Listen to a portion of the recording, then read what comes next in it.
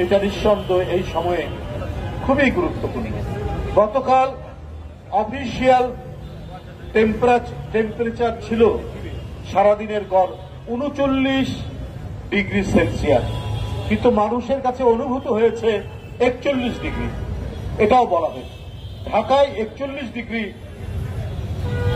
41°। কখনোই আমরা শুনিনি যে টেম্পারেচার এত উঠে, কারণ ঢাকার চারিদিকে নদী, একদিকে শীতলক্ষা, একদিকে বুড়িগঙ্গা, আরেকদিকে ধলেশ্বরী, আরেকদিকে তুরাগ নদী, চারিদিকে নদী বেষ্টিত এই ঢাকার নদীগুলি কিন্তু এখন ভরাট হয়ে যাচ্ছে। যেটি বলেছে এটা একমাত্র লুটেরা গণবিরোধী সরকার থাকলেই তাই হয়। পৃথিবীর কোন দেশে নদী শুকাতে দেয় না যেখানে জনগণের সরকার আছে। শুধু কি তাই, আমাদের বিশেষজ্ঞ, আমাদের বিজ্ঞানী, আমাদের পরিবেশবিদরা বারবার বলেছে কয়লা পুড়িয়ে তাপবিদ্যুৎ উৎপাদন করেন না, সরকারকে বারবার বলেছে। কিন্তু উন্নয়নের ফানুসের নামে টাকা লুটের যে মহা আয়োজন, মহা সমারোহ চলছে, তাই শেখ হাসিনা গণবিরোধী প্রজেক্ট নিতে একটুও দেরি করেন না। উনি দুর্নীতির প্রজেক্টকে বাস্তবায়ন করার জন্যই গণবিরোধী প্রজেক্ট। আপনারা জানেন সমুদ্রের পাড়ে পটুয়াখালীর কলাপাড়া কুয়াপাড়ায় তাপ বিদ্যুৎ কেন্দ্র করা হচ্ছে, এবং আমি ওখানে শুনেছি এই যে কলাপাড়া, কুয়াকাটা, আপনার গলাচিপা, বাউফল, মানে বরিশালের বৃহত্তর বরিশাল বিভাগের অধিকাংশ জেলাতে নারকেল গাছে আর নারকেল ধরে না। যে নারকেল গাছ ওই সব এলাকার সমুদ্র ধারের এলাকার প্রধান ফল, সেখানে আর ধরে না।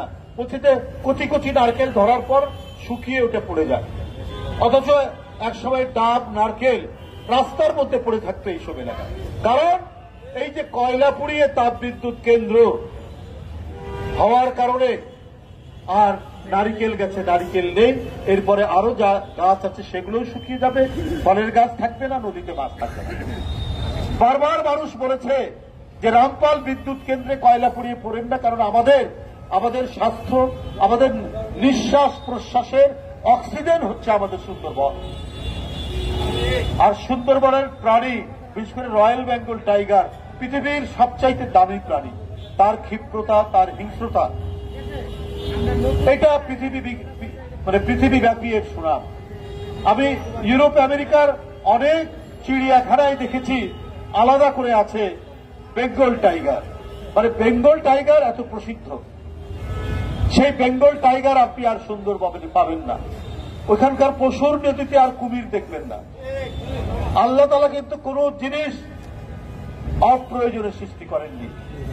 গাছ, মাছ, পানি, কুমির, বাঘ প্রত্যেকটি প্রত্যেকের সাথে ব্যালেন্স করছে, এবং এটার মধ্যে দিয়েই আমাদের যে নিঃশ্বাস প্রশ্বাস, আমাদের বেঁচে থাকা নির্ভর করছে। কিন্তু সরকার বাংলাদেশের মানুষকে তো রাখতে চায় না, উনি বাঁচতে দিতে চায় না। এই যে আমাদের ভাতিজা ইশরাক, অত্যন্ত জনপ্রিয় তরুণ নেতা, একটা সুন্দর কথা বলেছে যে আবার কিছু কিছু জায়গায় রেশন খোলা হয়েছে। কেন? জিয়াউর রহমানের সময় থেকে ধীরে ধীরে রেশন বন্ধ হয়ে গেছে, আমাদের ফলন বেড়েছে, আমাদের উৎপাদন বেড়েছে, আমরা বিদেশে চাল রপ্তানি করেছি। ওই দেশ আজকে আদা কিনতে হয়, আজকে রসুন কিনতে হয়, আজকে পেঁয়াজ আনতে হয়, আজকে চাল আনতে হয়। কেন? এইটা শেখ হাসিনার ব্যর্থতা। প্রতি সপ্তাহে রসুন আর আদার দাম বাড়ছে। গতকাল রসুনের দাম যা ছিল তার থেকে আজকে 20 টাকা বৃদ্ধি পেয়েছে। 280 টাকা কেজি থেকে 300 টাকা কেজি। আদা আপনার গতকাল ছিল 250 থেকে 300 টাকা কেজি, আজকে হয়েছে 300 থেকে 350 টাকা কেজি। এই আদা আমদানি করতে হয় ডলার দিয়ে, ডলারের মূল্য ফ্লাকচুয়েট করলে আমাদের আদার দাম বাড়ে। এটা হচ্ছে ব্যর্থ নীতি, এটা হচ্ছে শেখ হাসিনার গণবিরোধী নীতি। তার কারণেই আজকে মানুষ ধুঁকছে অনাহারে, অর্ধাহারে। আজকে সন্তান বিক্রি করে তার পেটের পেট ভরাতে হচ্ছে গরিব মানুষকে। আর অন্যদিকে কি চলছে? অন্যদিকে চলছে অনাচার পাপাচারের এক বিস্তৃত পরিবেশ।